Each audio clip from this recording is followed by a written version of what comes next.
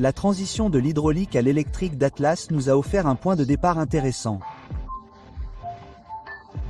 Nous savions que Boston Dynamics et Atlas souhaitaient se concentrer davantage sur la manipulation, et pas seulement sur la mobilité et la locomotion. Et c'était tout naturellement le moment d'explorer les pinces avec une dextérité plus élevée. Nous savions depuis le début que le voyage des pinces était long. Les pinces sont l'un des composants les plus complexes d'un robot humanoïde. Elles regorgent de fonctionnalités. Nous devons intégrer beaucoup d'actionnements et de capteurs dans un espace très restreint. C'est donc un problème de conception très difficile. Nous avons adopté cette perspective à long terme et essayé de maximiser les apprentissages tout au long de ce chemin.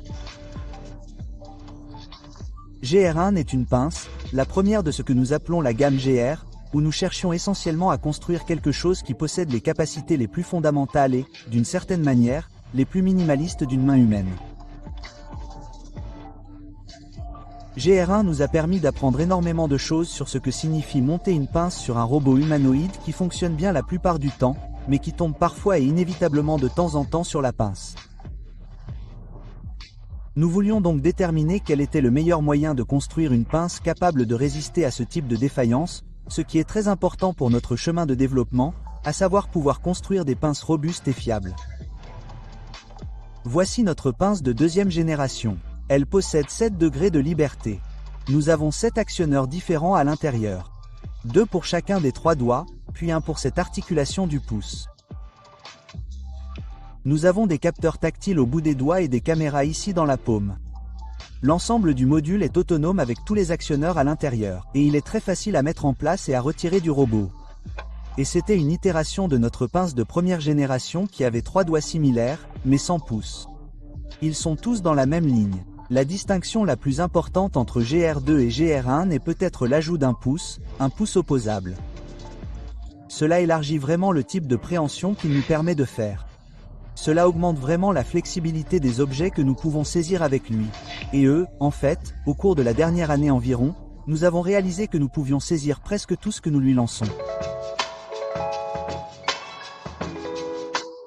Nous avons opté pour 3 parce que nous pensons que c'est le nombre minimal de doigts permettant d'accomplir des tâches de manipulation très complexes. Donc, le fait d'avoir 3 doigts apporte beaucoup plus que 2, car le fait qu'il y ait une certaine distance entre eux peut aider à maintenir une préhension stable, en particulier lorsque vous manipulez des objets plus grands ou plus lourds qui veulent en quelque sorte pivoter hors de votre main. Nous avons la possibilité avec ce pouce de faire des préhensions pincées à 2 doigts, ce qui peut être très utile pour la manipulation délicate de très petits objets. Mais ce troisième doigt qui entre en jeu lorsque vous saisissez quelque chose d'un peu plus lourd ou d'un peu plus grand pourrait être vraiment utile pour maintenir une préhension stable. Nous avons beaucoup débattu et nous nous demandons s'il est possible d'ajouter plus de doigts et s'il apporte beaucoup. Nous avons décidé de ne pas en ajouter, car cela ne fait qu'ajouter plus de complexité. Si ce n'est pas nécessaire, cela finit toujours par signifier une fiabilité moindre, un coût plus élevé et, en général, une vitesse de développement plus lente. Nous ne devrions pas considérer cela comme un dogme, n'est-ce pas? 3 doigts était la bonne réponse pour les premières phases de ce programme. Nous verrons quelle est la réponse à l'avenir. La détection tactile est un retour de force. Vous pouvez la considérer comme le sens du toucher que vous avez dans vos propres doigts. Les capteurs tactiles se trouvent ici, au bout des doigts, dans cet élastomère qui se trouve en haut et qui remplit 2 fonctions. L'une est de créer une surface à forte friction, puis, lorsqu'elle se déforme, nous avons des capteurs au bout des doigts qui traduisent cela en retour de force.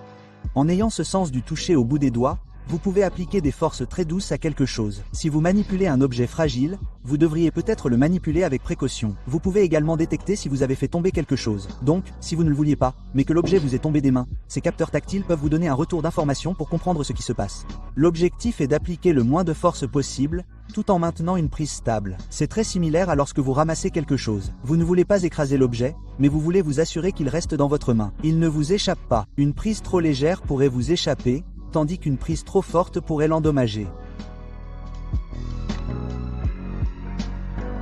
Nous pouvons donc effectuer une rotation vers l'intérieur jusqu'à 90 degrés, un peu comme votre main, mais cela offre une capacité humaine supplémentaire, car tous ces doigts peuvent se plier complètement vers l'arrière. Nous pouvons faire des choses très astucieuses en saisissant l'arrière de la pince. Nous avons donc en fait une version gauche et droite de cette pince, un peu comme nos propres mains. Nous avons une main gauche et une main droite qui sont en miroir, mais pas identiques. Donc ce pouce se retrouve toujours de ce côté-là.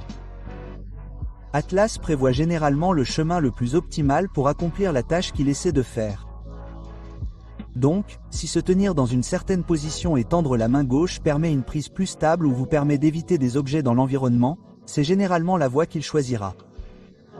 Il n'a pas tendance à avoir une main gauche ou une main droite dominante comme vous et moi.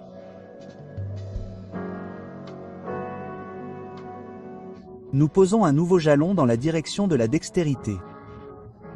Il devient clair que des tâches comme le ramassage dans les bacs, l'utilisation d'outils ou la manipulation générale de petits objets sont très répandues dans la fabrication.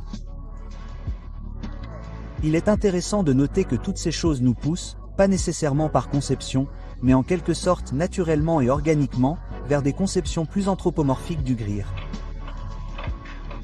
Trouver le grir avec le bon équilibre entre dextérité, actionnement et détection est l'un des voyages les plus intéressants des prochaines années, et nous sommes très impatients de voir où cela nous mènera.